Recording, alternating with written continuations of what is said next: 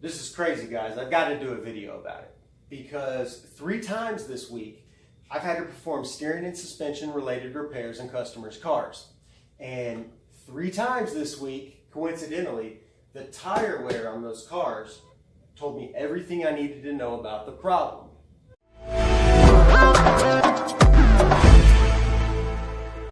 What's up, guys? It's your buddy Josh with JP Auto Fleet. The tires on your vehicle can tell you a ton about what's going on with your steering and suspension. So that's exactly what we're going to do today. A quick and dirty but thorough guide to tire wear. I'm going to show you how to read tread wear along with tire wear patterns and tire wear pictures.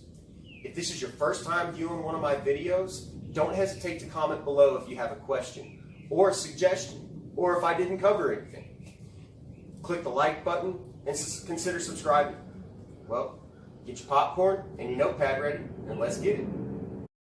Now, first things first, the tread wear indicator. If these are even with the tire treads, it's time to replace. Cupping, caused by worn out shocks or struts. Because of this, the car bounces up and down as it travels down the road, creating more pressure on certain points of the tire. Center wear, caused by overinflation. The middle of the tire contacts the road as opposed to it being evenly distributed. Outer edge wear, caused by underinflation.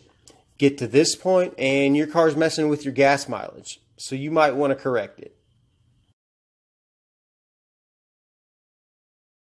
Single side wear, caused by your car's camber settings being out of whack. Worn ball joints or springs can cause it, or you may just need an alignment. Diagonal swipe. I see this a lot in front-wheel drive vehicles that have bad or incorrect toe settings. Another culprit can be trucks that constantly carry heavy loads. Heel toe wear, another common one, caused by improper tire rotations, separation of the steel belts inside of the tires, and sometimes worn ball joints and bushings. Feathering on the outer edge. Notice the valleys and the sharp points in between the treads.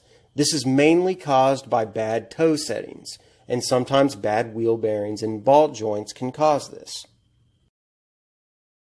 Flat spots, caused by the car sitting for a long period of time, and more commonly seen in older cars without anti-lock brakes, where heavy skid situations have occurred.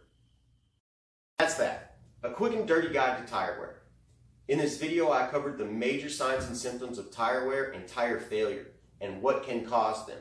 Hey, if you've got any questions, comment below, like the video, share it, and don't forget to subscribe. Have a good day. Josh with JP Auto Fleet out.